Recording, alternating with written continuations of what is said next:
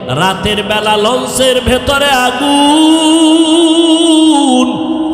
কত মা বাচ্চা কোলে নিয়ে কেবিনের মধ্যে ঘুমায়। ঘুমের ভেতরে হঠাৎ সজাগ হইয়া দেখে চারপাশে আগুন, কোথাও বের হওয়ার কোনো কায়দা নাই। এক আল্লাহ পাকের বান্দি বাচ্চাটারে কোলে নিয়া স্বামীর হাত ধরে বলে, চলো ছাদে, লঞ্চের ছাদে চলো। ছাদে গিয়া কয়, স্বামী মনে হয় আমি এখন মরে যাব, আমি আর দুনিয়াতে বেঁচে থাকতে চাই না। ও স্বামী আমার, তোমার পা জড়াই আমি হাত ধরিয়া ক্ষমা চেয়ে আমাকে মাফ করে দিও, কারণ আমি তোমার ঘরে আসিয়া খেদমত করতে পারি নাই রে স্বামী, আমাকে তুমি মাফ করে দাও। আর আমার মা বাবারে যদি পাও একটু সালাম জানাইও।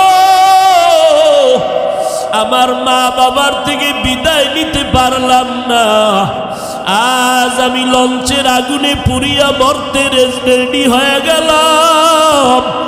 তবে স্বামী, তোমার কাছে আমার একটা আবদার, আমার এই কোলের বাচ্চাটাকে তুমি একটু বাঁচাও। আমি মা মরে যাই দুঃখ নাই, তবে আমার সন্তানটাকে বাঁচাও। আমার সন্তানের তুমি একটা আদর্শ মানুষ বানাইও। যদি আমার সন্তান একদিন মানুষ হয়, আমি মায়ের কবরের খবর যদি পাই, একদিন আমার সন্তান নামাজ পড়বে আর আমি মায়ের জন্য চোখের পানি ছেড়ে দোয়া করবে। ও স্বামী আমার, আমার সন্তানটাকে বাঁচাও, আমি মরে যাব। কেমনে বাঁচাবো? স্ত্রী বলে, ও স্বামী, বাচ্চাটারে তোমার বুকে ভালো করে বেঁধে নাও, এরপরে তুমি নদীর মধ্যে ঝাঁপ দাও। আল্লাহর বান্দা চোখের পানি ছিঁড়ে সাংবাদিককে বলে, কথা বলতে পারি না। যখন আমার স্ত্রী হাউমাউ করে কাঁদে, দাঁড়াইতেও পারে না, লঞ্চে আগুন আর গরম, আমি আমার স্ত্রীর কথা রক্ষার জন্য বাচ্চাটারে আমি বুকের সাথে বাঁধার পরে, এত ঠান্ডা কুয়াশা, চারদিকে পানি আর পানি, কোনো কিনারাও দেখা যায় না। আল্লাহর উপরে ভরসা করে আমি আমার বাচ্চা নিয়ে নদীর মধ্যে সেই রাতে ঝাঁপ দিলাম।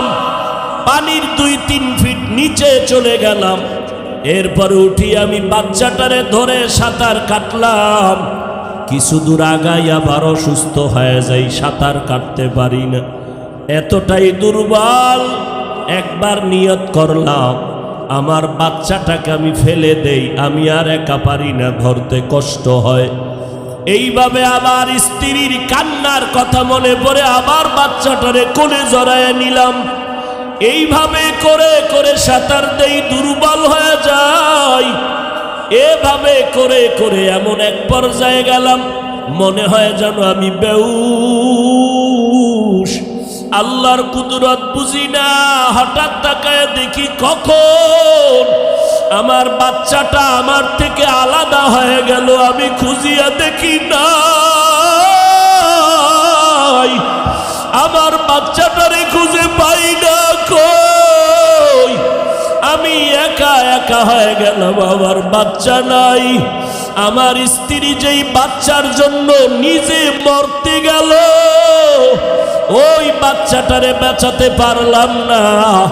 ও মাধবদীর মুসলমান, এই ময়দানে যারা আছো, অনেকের মা নাই, বাবাও নাই।